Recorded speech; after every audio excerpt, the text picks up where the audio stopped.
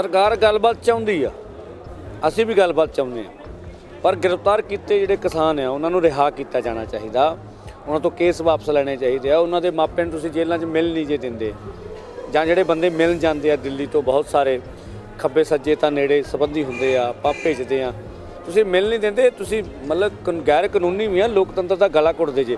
ਜਿਸ ਕਿਸਮ ਦੀ ਤੁਸੀਂ ਬੈਰੀਕੇਡਿੰਗ ਕੀਤੀ ਹੋਈ ਆ, ਬੇਸ਼ੱਕ ਤੁਸੀਂ ਢਿੱਲੀ ਕਰ ਰਹੇ ਜੇ, ਇਹਨੂੰ ਸ਼ਾਂਤਮਤ ਕਰੋ।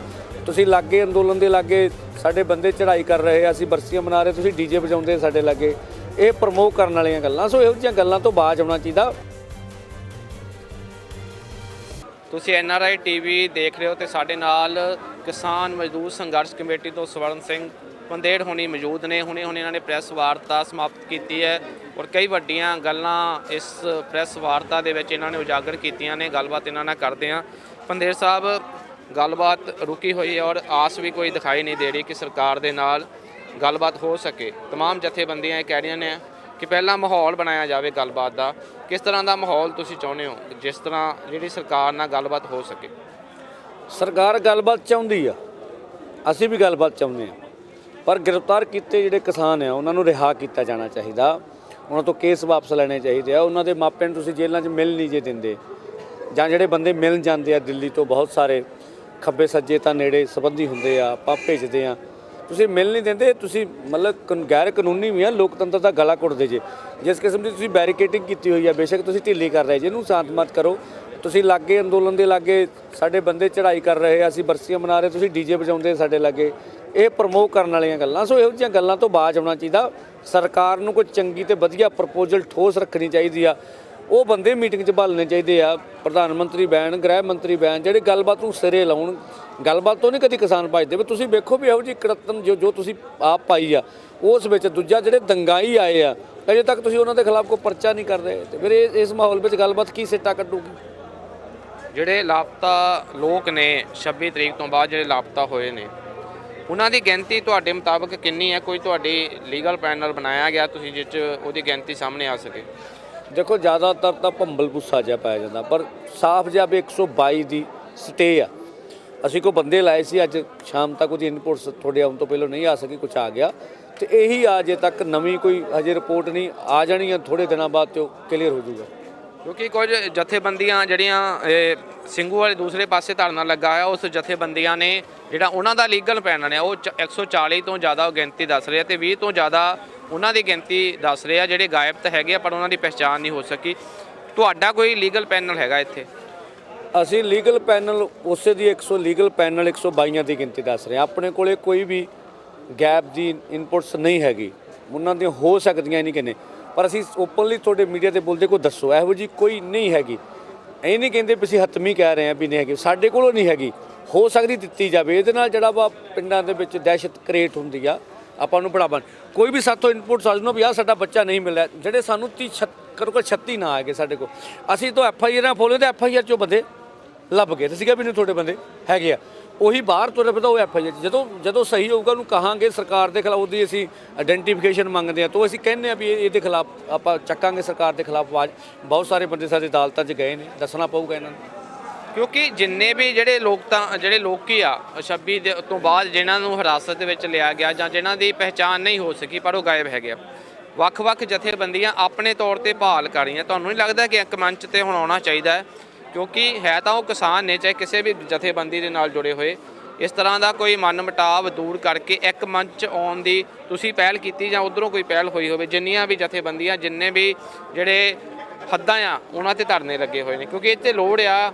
ਹੋ ਤਾਂ ਜੇ ਕਿਸਾਨਾਂ ਦੇ ਪਰਚੇ ਹੋਏ, ਚਾਹੇ ਕਿਸੇ ਵੀ ਜਥੇਬੰਦੀ ਨਾਲ ਜੁੜੇ ਹੋਏ ਹੋਣ। ਸਹੀ ਹੈ, ਤੁਹਾਡੀ ਜਿਹੜੀ ਲੀਗਲ ਟੀਮ ਆ ਉਹ ਸਾਂਝੀ ਟੀਮ ਆ, ਇਨਪੁਟ ਸੋਰਸ ਸਾਰੀ ਦੇ ਰਹੀ ਹੈ। ਦਿੱਲੀ ਦੀ ਲੀਗਲ ਟੀਮ ਆ, ਸਾਡੀ ਲੀਗਲ ਟੀਮ ਆ, ਉਹ 'ਚ ਹੋਰ ਤਕਰੀਬਨ ਵਿਸਤਾਰ ਤਾਂ 100 ਵਕੀਲਾਂ ਦਾ ਹੋ ਗਿਆ ਲਗਭਗ ਆ। ਉੱਥੋਂ ਜਿਹੜੀ ਇਨਪੁਟਸ ਨਿਕਲਦੀ ਨੇ, ਜਿਹੜੇ ਉਹ ਸਾਨੂੰ ਇਤਿਆਦ ਵਰਤਨ ਨੂੰ ਕਹਿੰਦੇ ਆ, ਠੀਕ ਆ, ਉਹ ਇਤਿਆਦ ਵੀ ਅਸੀਂ ਵਰਤਦੇ ਆ ਵੀ ਆਹ ਚੀਜ਼ਾਂ ਨਾ ਮੀਡੀਆ 'ਚ ਜਾਣ, ਆਹ ਚੱਲੀਆਂ ਜਾਣ। ਤਾਂ ਇਸ ਕਰਕੇ ਲਗਭਗ ਆਪਣੇ ਪੱਧਰ 'ਤੇ ਵੀ ਕੋਈ ਪੱਤਰਕਾਰ ਵੀ ਐਫਰਟ ਕਰੀ ਜਾਂਦਾ। ਤੁਹਾਡੀਆਂ ਜਿੰਨੀਆਂ ਵੀ ਜਥੇਬੰਦੀਆਂ, ਜਿੰਨੀਆਂ ਵੀ ਸਰਕਾਰ ਦੇ ਨਾਲ ਗੱਲਬਾਤ ਲਈ ਜਾਂਦੀਆਂ, ਉਹਨਾਂ ਦੀ ਆਪਸ ਵਿੱਚ ਕੋਈ ਮੀਟਿੰਗ ਹੋਈ ਹੈ? ਕਿਉਂਕਿ ਇਹ ਮੁੱਦਾ ਬਹੁਤ ਅਹਿਮ ਆ। ਹਾਂ, ਦੇਖੋ ਉਹ 'ਚ ਮੀਟਿੰਗ ਹੁੰਦੀ ਆ, ਜਦੋਂ ਗੱਲਬਾਤ ਦਾ ਸੱਦਾ ਆਊ, ਗੱਲਬਾਤ ਤੋਂ ਸੱਦੇ ਤੋਂ ਪਹਿਲਾਂ ਵੀ ਮੀਟਿੰਗ ਹੁੰਦੀ ਆ। ਨਹੀਂ, ਉਸ ਤੋਂ ਇਸ ਮਾਮਲੇ ਨੂੰ ਲੈ ਕੇ ਕੋਈ ਮੀਟਿੰਗ ਹੋਈ ਆ? ਹਾਂ, ਇਸ ਮਾਮਲੇ ਨੂੰ ਲੈ ਕੇ ਵੀ ਜਿਹੜੀ ਆ ਸਾਡੀ ਗੱਲਬਾਤ ਹੋਈ ਆ ਸਾਰਿਆਂ ਨਾਲ, ਮੇਰੇ ਖਿਆਲ ਤੁਹਾਡੇ ਸਾਹਮਣੇ ਵੀ ਸਾਰੀਆਂ ਗੱਲਾਂ ਆ ਰਹੀਆਂ, ਲੋਕਾਂ ਨਾਲ ਗੱਲ ਹੋਈ, ਸਾਰੇ ਆਪਣੇ ਪੱਧਰ ਤੇ ਐਫਟਾਂ ਵੀ ਕਰ ਰਹੇ ਆ, ਸਾਂਝੀ ਐਫਟ ਵੀ ਹੋ ਰਹੀ ਆ, ਇਨਪੁਟਸ ਵੀ ਆਪਣੇ ਆਪਣੇ ਪੱਧਰ ਤੇ ਸਾਨੂੰ ਦੱਸਿਆ ਜਾ ਰਿਹਾ ਵੀ ਆਹ ਸਾਡਾ ਵਕੀਲ ਆ, ਸਾਡਾ ਵਕੀਲ ਆ। ਤੋ ਸਾਰੇ ਐਫਟ ਤੋਂ, ਕਿਉਂਕਿ ਵੱਡਾ ਮਸਲਾ ਅਸੀਂ ਕਹਿੰਦੇ ਕੋਈ ਵੀ ਐਫਟ ਕਰ ਲੇ, ਇਨਪੁਟ ਸਾਡੇ ਕੋਲ ਆ ਜਾਂਦੀ ਹੈ, ਕਿਸੇ ਪਾਸਿਓਂ ਆ ਜੇ ਵੀ ਆਹ ਗੱਲ, ਆਹ ਪ੍ਰੋਗਰੈਸ ਹੋ ਗਿਆ, ਜਿਹੜਾ ਵੀ ਕਰਦਾ ਸੀ ਉਹ ਧੰਨਵਾਦ ਕਰਦੇ ਹਾਂ ਵੀ ਚੱਲ ਕੋਈ ਗੱਲ ਨਹੀਂ। ਜਿਹੜੀਆਂ ਧਾਰਾਵਾਂ ਬਹੁਤ ਵੱਡੀਆਂ ਲਾਈਆਂ ਗਈਆਂ ਨੇ, ਜਿਹੜੇ ਲੋਕ ਹਿਰਾਸਤ 'ਚ ਲਏ ਗਏ ਆ, ਉਹ ਕਾਨੂੰਨੀ ਤਰੀਕੇ ਨਾਲ ਤੁਸੀਂ ਕਿੱਦਾਂ ਨਿਪਟੋਗੇ ਸਰਕਾਰ ਦੇ ਨਾਲ ਜਾਂ ਦਿੱਲੀ ਪੁਲਿਸ ਨਾਲ?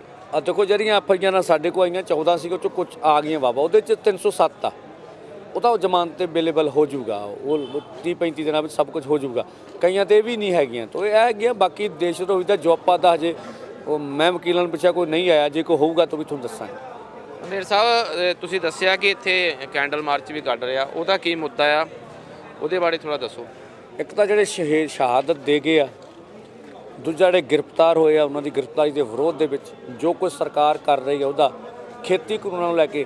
ਦੂਜਾ ਵੀ ਲੋਕਾਂ ਤੱਕ ਸਹੀ ਗੱਲ ਹੈ ਵੀ ਭਰੋਸੇ 'ਚ ਆ ਵੇਖੋ, ਹਜ਼ਾਰਾਂ ਲੋਕ ਨੇ ਇੱਕ ਹਨੇਰੇ ਵਿੱਚ ਚਾਨਣ ਬਣ ਕੇ ਡਟੇ ਹੋਏ ਆ।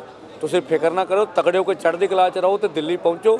ਸਾਰੇ ਮੁੱਦੇ ਤੇ ਮਸਲੇ, ਜਿਵੇਂ ਸਰਕਾਰ ਵੇਖੋ ਜਦੋਂ ਗੱਲਬਾਤ ਚੱਲੂਗੀ, ਕੇਸ ਬਹੁਤ ਥੱਲੇ ਦਰਜੇ ਇਹ ਉਵੇਂ ਆਉਣੇ ਜਿਵੇਂ ਚਲੇ ਜਾਣੇ ਆ, ਤਾਂ ਮੈਨੂੰ ਲੱਗਦਾ ਕੁਝ ਛੱਡੂਗਾ। ਇਹ ਸਾਰੇ ਮਸਲੇ ਆਪਣੇ ਟਾਈਮ ਨਾਲ ਹੱਲ ਹੋਣਗੇ। ਉਹਦੇ ਕਰਕੇ ਕੈਂਡਲ ਮਾਰਚ ਕਰਕੇ ਇੱਕ ਆਵਾਜ਼ ਚੱਕ ਰਹੇ ਆ, ਜੋ ਪੱਤਰਕਾਰਾਂ ਨਾਲ ਕੀਤਾ ਜਾ ਰਿਹਾ, ਮਤਲਬ ਉਹਨੂੰ ਜਿਹੜਾ ਲੋਕਤੰਤਰ ਵਿੱਚ ਹੋਰ ਆਪਣੀ ਆਵਾਜ਼ ਨੂੰ ਹੋਰ ਉੱਚੀ ਕਰਕੇ ਉਠਾਉਣ ਦਾ ਯਤਨ ਕਰ ਰਿਹਾ। ਮੀਡੀਆ ਦੀ ਸੁਰੱਖਿਆ ਦੇ ਬਹੁਤ ਸਵਾਲ ਨੇ। ਕਿਸਾਨ ਜਥੇਬੰਦੀਆਂ ਨੂੰ ਵੀ ਚਾਹੀਦਾ ਕਿ ਉਹ ਕੁਝ ਯਤਨ ਕਰਨ ਮੀਡੀਆ ਦੀ ਸੁਰੱਖਿਆ ਵਾਸਤੇ, ਕਿਉਂਕਿ ਲੇਟ ਪ੍ਰੈਸ ਕਾਨਫਰੰਸ ਹੁੰਦੀ ਹੈ, ਚਾਹੇ ਤੁਹਾਡੇ ਮੋਰਚੇ ਦੀ ਹੋਵੇ ਚਾਹੇ ਦੂਸਰੀਆਂ ਜਥੇਬੰਦੀਆਂ ਦੀ ਹੋਵੇ, ਉਸ ਨੂੰ ਵੀ ਕੁਝ ਲੈ ਕੇ ਕਦਮ ਚੁੱਕਣ ਦੀ ਲੋੜ ਆ, ਕਿਉਂਕਿ ਮੀਡੀਆ ਦੇ ਉੱਪਰ ਹੁਣ ਜਿਸ ਤਰ੍ਹਾਂ ਦੀਆਂ ਕਾਰਵਾਈਆਂ ਹੋ ਰਹੀਆਂ ਤੁਸੀਂ ਦੇਖਿਆ ਹੀ ਆ।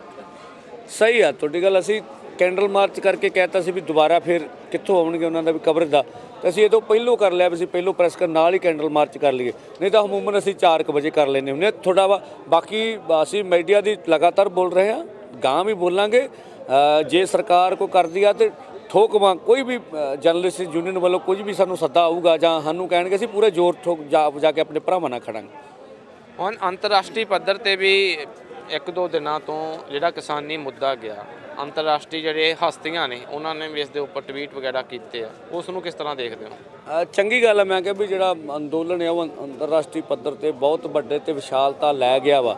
ਇਹ ਅੰਦੋਲਨ ਦੀ ਵੱਡੀ ਕਾਮਯਾਬੀ ਹੈ। ਗੱਲਬਾਤ ਦਾ ਕੋਈ ਰਾਹ ਦਿਸਦਾ? ਕੌਣ ਪਹਿਲ ਕੌਣ ਕਰੂਗਾ? ਸਰਕਾਰ ਕਰੂਗੀ, ਤੁਸੀਂ ਕਰੋਗੇ? ਕਿਉਂਕਿ ਪ੍ਰਧਾਨ ਮੰਤਰੀ ਕਹਿੰਦੇ ਆ ਤਾਂ ਮੇਰੀ ਇੱਕ ਫੋਨ ਕਾਲ ਸਭ ਕੁਝ ਕਰ ਸਕਦੀ ਹੈ। ਸਰਕਾਰ ਦਾ ਹੀ ਕੰਮ ਹੁੰਦਾ ਪਹਿਲ ਕਰਨਾ, ਉਹ ਕਰੂਗੀ ਵੀ, ਪਰ ਸਭ ਤੋਂ ਪਹਿਲਾਂ ਮਾਹੌਲ ਨੂੰ ਸਹੀ ਕਰੇ। ਮਾਹੌਲ, ਇਸ ਮਾਹੌਲ ਦੇ ਵਿੱਚ ਸੌਖਾ ਨਹੀਂ ਹੁੰਦਾ। ਬਿਲਕੁਲ ਜੀ। ਪੰਦੇਰ ਸਾਹਿਬ ਸਰਵਨ ਸਿੰਘ ਪੰਦੇਰ ਕਿਸਾਨ ਮਜ਼ਦੂਰ ਸੰਘਰਸ਼ ਕਮੇਟੀ ਤੋਂ ਨੇ, ਤੇ ਕੈਂਡਲ ਮਾਰਚ ਥੋੜ੍ਹੇ ਸਮੇਂ ਤੱਕ ਇਹਨਾਂ ਨੇ ਇੱਥੇ ਸ਼ੁਰੂ ਕਰਨਾ ਹੈ, ਤੇ ਤਮਾਮ ਮੁੱਦਿਆਂ 'ਤੇ ਇਹਨਾਂ ਨੇ ਕਿਹਾ ਕਿ ਜੇ ਗੱਲਬਾਤ ਦਾ ਮਾਹੌਲ ਕ੍ਰੀਏਟ ਕਰੂਗੀ ਸਰਕਾਰ ਤਾਂ ਹੀ ਗੱਲਬਾਤ ਸੰਭਵ ਹੈ। ਇਸ ਤਰ੍ਹਾਂ ਦੇ ਮਾਹੌਲ ਦੇ ਵਿੱਚ ਜਿਹੜੀ ਗੱਲਬਾਤ ਨਹੀਂ ਕੀਤੀ ਜਾ ਸਕਦੀ। ਕੈਮਰਾਮੈਨ ਪਰਮਜੀਤ ਸਿੰਘ ਦੇ ਨਾਲ ਇੰਦਰਜੀਤ ਸਿੰਘ ਚਾਲ, NRA ਮੀਡੀਆ, ਸਿੰਘੂ ਬਾਰਡਰ।